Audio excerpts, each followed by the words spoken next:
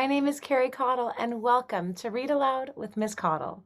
Today we are reading the beautiful book, Ruby Finds a Worry. Enjoy! Ruby Finds a Worry by Tom Percival.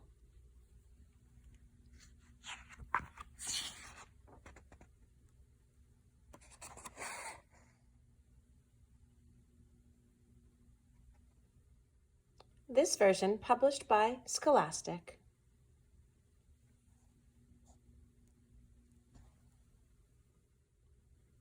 Ruby loved being Ruby. She loved to swing up high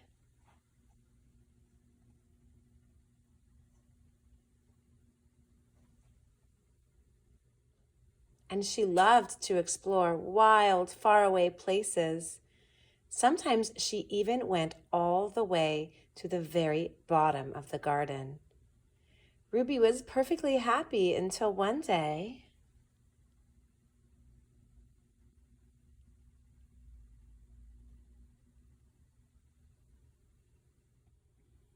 she discovered a worry.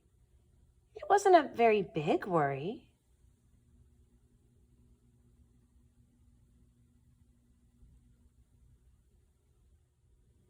In fact, it was so small that at first Ruby hardly noticed it.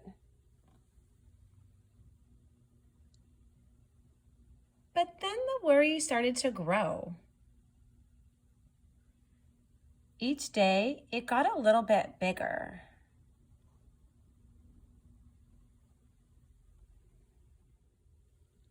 It just wouldn't leave her alone.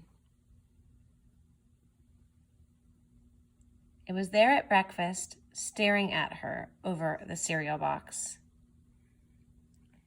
And it was still there at night when she brushed her teeth. The funny thing was that no one else could see Ruby's worry, not even her teacher. So Ruby pretended that she couldn't see it either.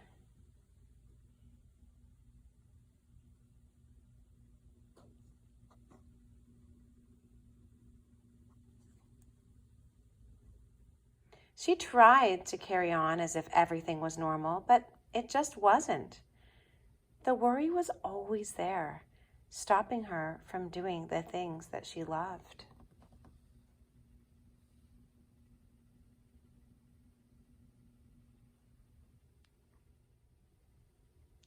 Ruby wondered if the worry would ever go away. What if it didn't? What if it stayed with her forever? Ruby didn't realize it, but she was doing the worst thing you can ever do with a worry. She was worrying about it. Now the worry was enormous. It could barely fit in the kitchen at dinner time. It filled up half the school bus. And it took up whole rows at the movie theater. The worry became the only thing that Ruby could think about, and it seemed like she would never feel happy again.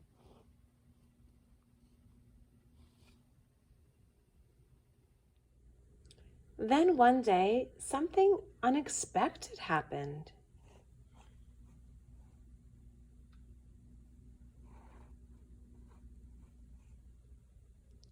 Ruby noticed a boy sitting alone at the park. He looked how she felt, sad. And then she noticed something else, something hovering next to him. Could it be a worry? It was. Ruby realized that she wasn't the only person with a worry after all. Other people had them too.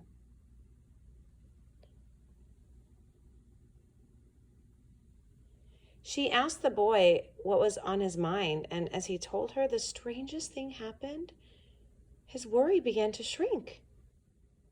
Then Ruby did the best thing you can ever do if you have a worry. She talked about it. As the words tumbled out, Ruby's worry began to shrink until it was barely there at all. Soon both of their worries were gone.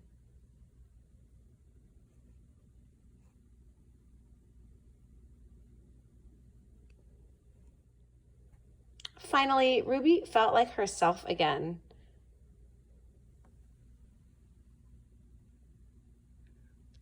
Of course, that wasn't the last time she ever had a worry. Everyone gets them from time to time. But now she knew how to get rid of them. They never hung around for long. That was Ruby Finds a Worry. I am amazed by the incredible way that the author of this book was able to show how it feels to have a worry. Or the big fancy grown-up word for that is anxiety. A lot of people have it and experience it. Some of us have it every once in a while, and it's kind of big sometimes. And some of us have it all the time. And we might feel like we're the only ones who have a worry or have anxiety. Let me tell you, if you have anxiety or you feel worried a lot, you are not the only one. But here's something that you need to know, just like Ruby found out. Your worry doesn't have to control you. You can take control by talking about it, by realizing that you're not the only one who has worries, by thinking it through and talking it out, and then saying, hey, worry, get out of here. I got a life to live.